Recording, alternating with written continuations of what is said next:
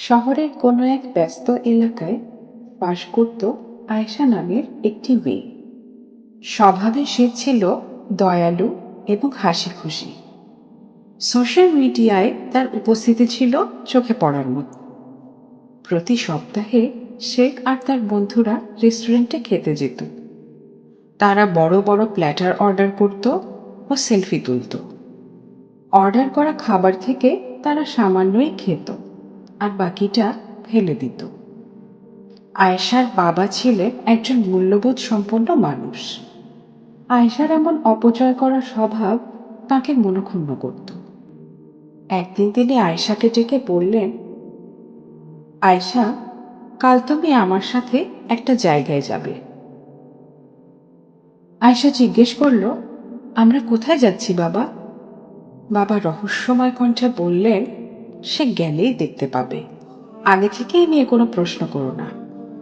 পরদিন কৌতূহলী হয়ে সে বাবার সাথে বের হলো। গাড়ি চলছে তো চলছেই, বেশ অনেকটা পথ। চলতে চলতে তারা শহরের বাইরে একটা পুরনো এতিমখানায় এসে পৌঁছল। এতিমখানায় বসবাসরত শিশুরা হাসি মুখে তাদের স্বাগত জানালো, যদিও তাদের প্লেট ছিল খালি। আয়েশার বাবা গাড়ির পেছনের দরজা খুললেন। সেখানে ছিল আগের রাতের বিয়ের অনুষ্ঠানের বেঁচে যাওয়া খাবার।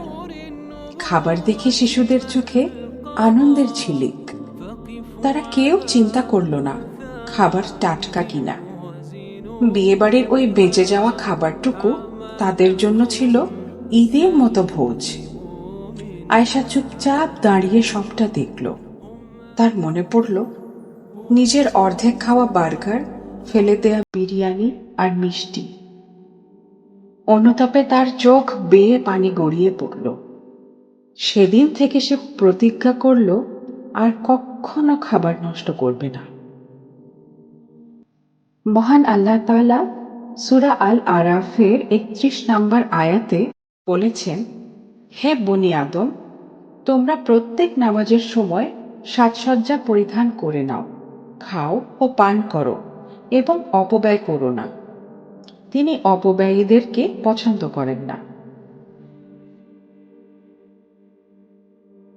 খাবারকে আল্লাহ তাআলার দেওয়া নেয়ামত হিসাবে দেখুন। যে খাবার আপনি নষ্ট করছেন তা অন্য কারো জীবন বাঁচাতে পারে। আপনার প্লেটে থাকা খাবার পুরোটা শেষ করুন।